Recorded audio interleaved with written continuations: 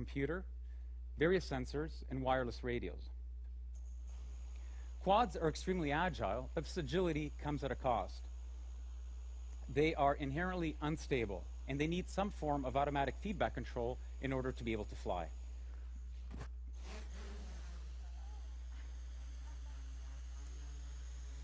So, how did it just do that? Cameras on the ceiling and a laptop serve as an indoor global positioning system. It's used to locate objects in the space that have these reflective markers on them. This data is then sent to another laptop that is running estimation and control algorithms, which in turn sends commands to the quad, which is also running estimation and control algorithms. Let me demonstrate the strength of this approach. Notice how this pole has a reflective marker on top, which means that it can be located in the space.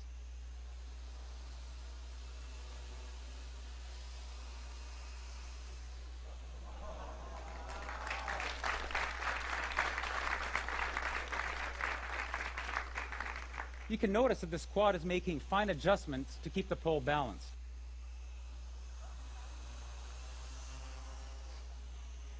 Notice how the quad lost altitude when I put this glass of water on it. Unlike the balancing pole, I did not include the mathematical model of the glass in the system. In fact, the system doesn't even know that the glass of water is there. Like before, I can use the pointer to tell the quad where I want to be in space.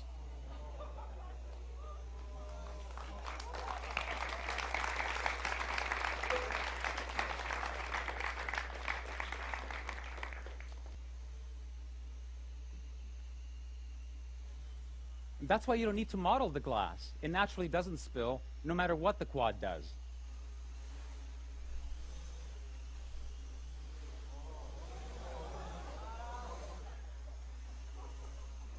Are made every 20 milliseconds or 50 times per second. We first figure out where the ball is going. We then next calculate how the quad should hit the ball so that it flies to where it was thrown from. Third, a trajectory is planned that carries the quad from its current state to the impact point with the ball.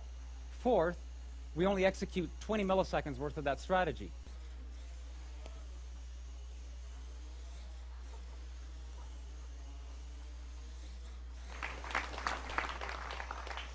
Machines can not only perform dynamic maneuvers on their own, they can do it collectively.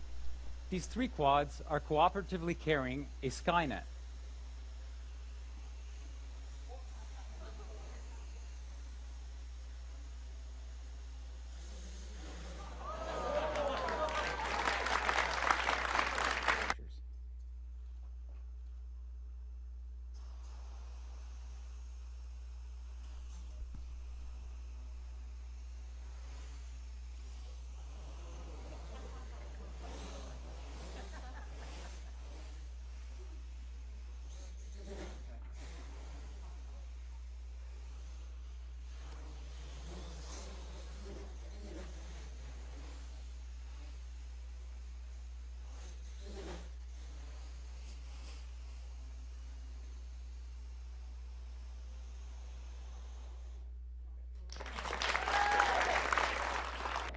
And in the first video, you will see the robot going from point A to point B through an intermediate point.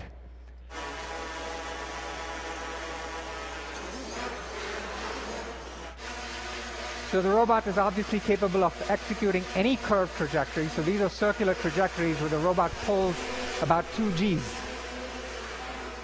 Here you have overhead motion capture cameras on the top that tell the robot where it is 100 times a second. It also tells the robot where these obstacles are.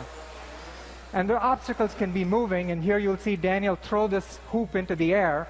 Well, the robot is calculating the position of the hoop and trying to figure out how to best go through the hoop. So as an academic, we're always trained to be able to jump through hoops to raise funding for our labs, and we get our robots to do that.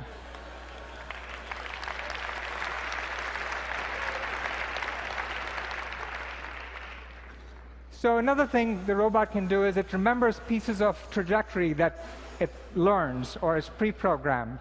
So here you see the robot combining a motion that builds up momentum and then changes its orientation and then recovers. So it has to do this because this gap in the window is only slightly larger than the width of. flying in formation. They're monitoring their neighbor's position. They're maintaining formation. The formations can change. They can be planar formations. They can be three-dimensional formations. As you can see here, they collapse from a three-dimensional formation into planar formation. And to fly through obstacles, they can adapt the formations on the fly. So again, these robots come really close together, as you can see in this figure 8 flight. They come within inches of each other.